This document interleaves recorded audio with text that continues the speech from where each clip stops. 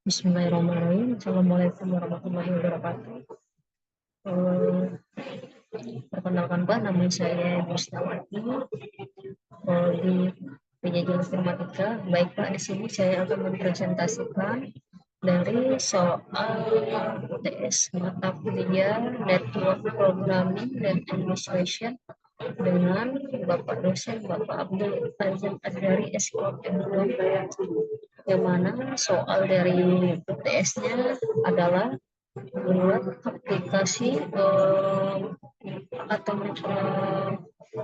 proses API yang tidak menggunakan enkripsi untuk mengirimkan pesan dari klien ke server, kemudian server memberikan umpan balik ke klien. Kedua, buat aplikasi microservice API yang menggunakan enkripsi dan deskripsi dengan algoritma AES atau lainnya yang terbaru untuk mengirimkan pesan dari klien ke server, kemudian server memberikan umpan balik.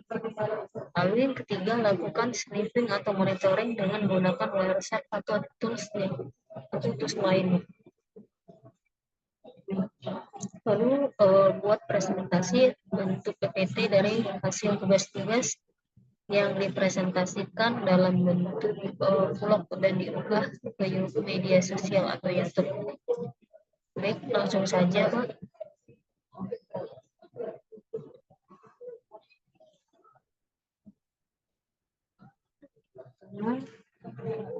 Itu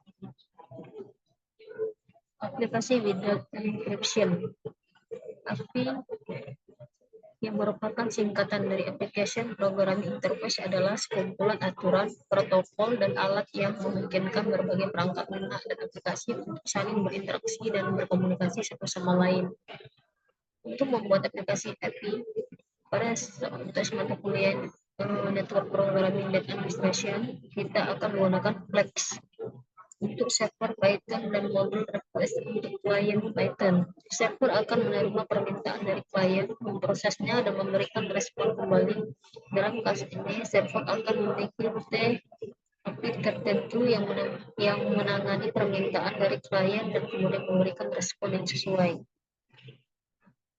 Langkah pertama, install Studio Code. Pastikan sudah menginstal Visual Studio Code di laptop yang akan digunakan. Jadi teman-teman dapat mendownload di situs resminya di http://code visualstudiocode.com situsnya. Lalu yang kedua, install aplikasi Python. Pastikan sudah menginstal Python di laptop yang akan digunakan. Jadi teman-teman dapat juga mendownload di situs resminya, yaitu http://python.org/download. Nah, selanjutnya untuk yang ketiga, buat proyek di Visual Studio Code. Yang pertama, buat folder proyek, buka Visual Studio Code, lalu pilih file, open folder, buat atau pilih folder untuk proyek yang akan kita buat. Langkah selanjutnya, install Flex.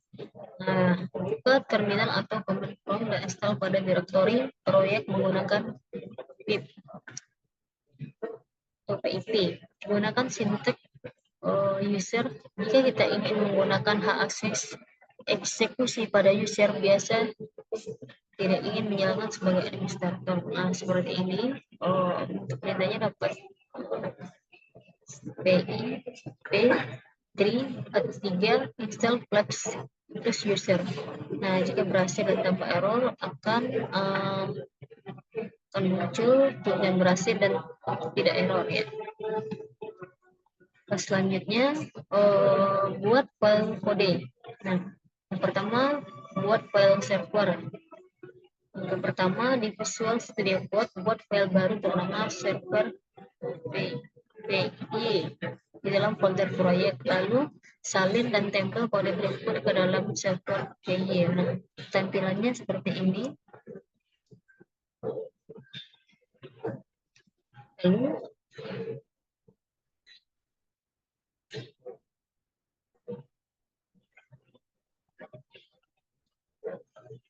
Selanjutnya, lalu buat file klien.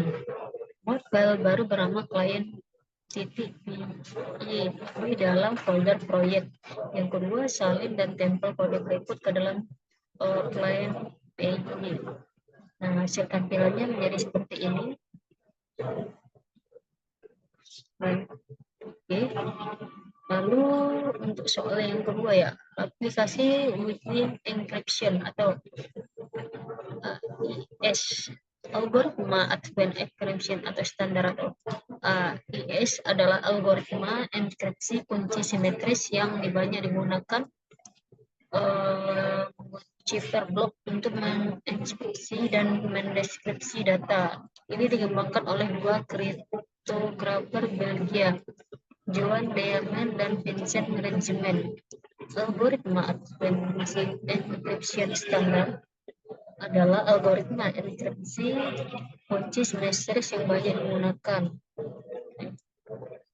Ini dianggap aman, efisien, dan dapat diandalkan, menjadikannya pilihan ideal untuk mengamankan informasi sensitif dan rahasia.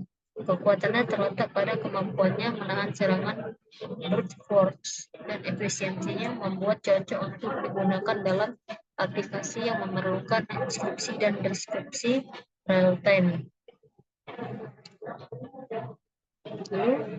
Nah, pertama, untuk membuat aplikasi API menggunakan enkripsi dan deskripsi dengan algoritma AES untuk mengirim pesan dari klien ke server dan memberikan umpan balik dari server ke klien. Kita bisa menggunakan Python dengan bantuan modul Flex untuk membuat server dan request membuat klien.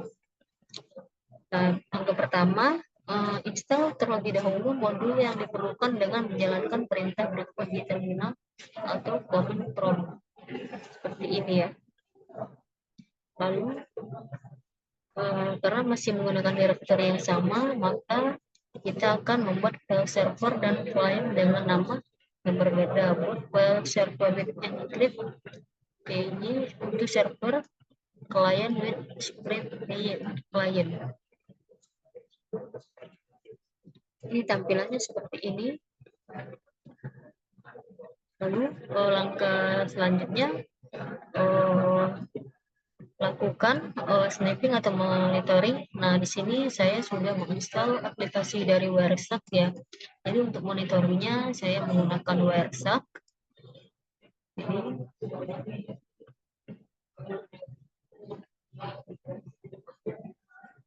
Oke, di sini saya sudah menginstal ya.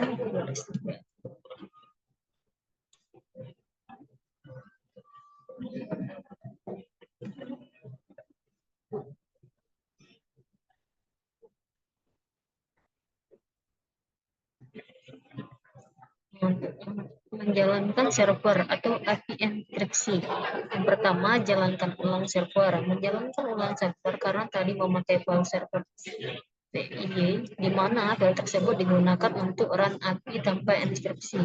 Sekarang kita akan menjalankan script server with encrypt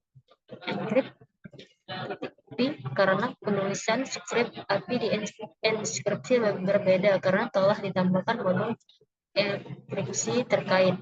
Berikut cara menjalankannya. Jadi seperti ini tampilannya ya. Jadi yang ada di atas ini adalah tampilan dan kode script server via terminal di Visual Studio Code. Lalu menjalankan klien enkripsi. Menjalankan klien untuk mengirim pesan. Ini ya. Klien akan mengirim pesan ke server dan kita bisa melihat respon dari server di terminal klien. Nah, nanti output yang diharapkan. Nah, di sini saya menjalankan klien with script PG. Output yang diharapkan adalah seperti ini. Nah, ini menunjukkan bahwa pesan berasal dikirim dari klien ke server dan server telah memberikan umpan balik yang sesuai. Terlihat di atas adalah pesan yang dikirim telah diubah dalam menjadi karakter random yang berarti pesan yang dikirimkan telah berhasil dienkripsi dengan baik. Standar AES ya, terbaru sesuai modul yang telah ditambahkan.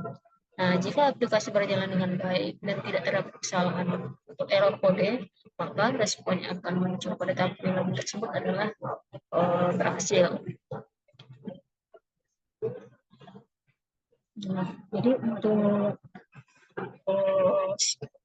snipping ya, monitoringnya yang pertama kita buka dulu aplikasi WhatsApp-nya, lalu pilih antarmuka jaringan sesuai untuk memonitor. Biasanya ini adalah antarmuka yang kita gunakan untuk terhubung ke internet seperti WiFi atau Ethernet.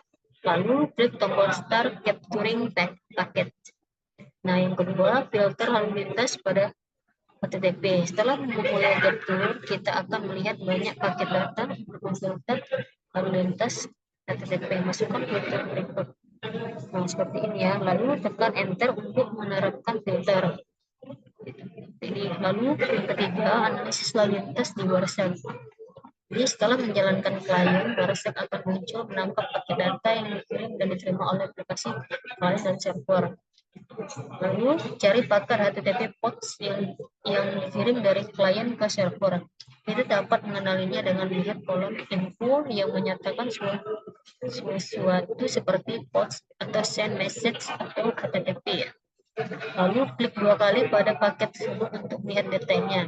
Di bagian bawah WhatsApp kita dapat melihat detail dari paket yang tertulis, termasuk header, HTTP, dan data JSON yang akan dikirim ke dalam body request. Lalu kita juga dapat melihat paket HTTP respon dari server yang mengandung umpan balik dari server ke klien. Lalu keempat, hentikan capture. Nah, setelah kita mendapatkan data yang dibutuhkan, klik tombol stop capturing packet untuk menghentikan capture. Lalu yang kelima, simpan analisis data capture. Kita dapat menyimpan data capture untuk menganalisis lebih lanjut dengan memilih file save as dan menyimpannya dengan format PNG. Nah, jadi tampilan hasil dari capturing enkripsi seperti ini. Jadi dalam gambar capture ini terdapat hexadam dari paket yang ditangkap. Dadam ini menunjukkan data mentah yang terkandung dalam paket baik dalam format hexadesimal maupun ASCII. Bagian ini menunjukkan isi dari pesan HTTP post termasuk data yang dikirim dari klien ke server. Nah, jadi untuk penjelasan detailnya dari tampilan hexadam kita dapat melihat konten pesan yang dikirim oleh klien ke dalam bentuk teks biasa. Ini menunjukkan bahwa pesan yang dikirim tidak dienkripsi dan dapat dibaca langsung dalam bentuk teks biasa. Penjelasan berikutnya, protokol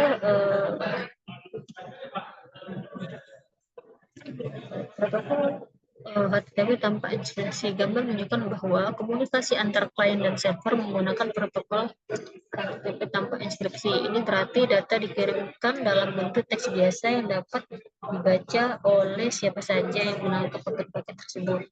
Yang kedua, keamanan data. Karena tidak diinskripsi, informasi sensitif yang dikirimkan melalui HTTP dapat dengan mudah diakses oleh pihak ketiga yang memiliki akses ke jaringan. Ini menimbulkan risiko keamanan yang signifikan. Yang ketiga, paket loopback. Komunikasi dilakukan melalui interface ini biasanya digunakan untuk menguji pengembangan. Nah, lalu ini untuk tampilan dari enkripsi function dan deskripsi function. Nah, seperti ini tampilannya.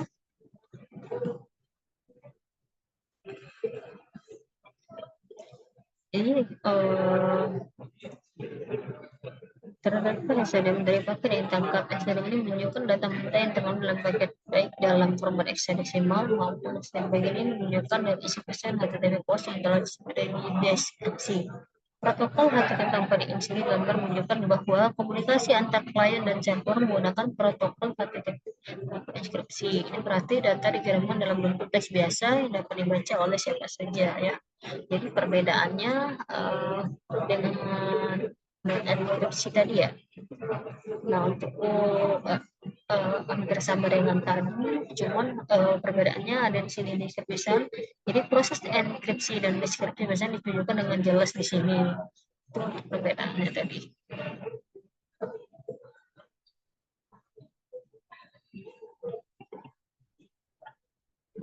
Oke.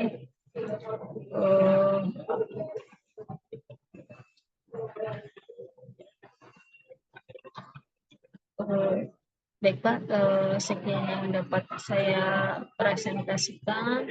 Lebih dan kurang saya mohon maaf dan semoga ini bermanfaat untuk kita semua. Saya akhiri dengan wassalamualaikum warahmatullahi wabarakatuh.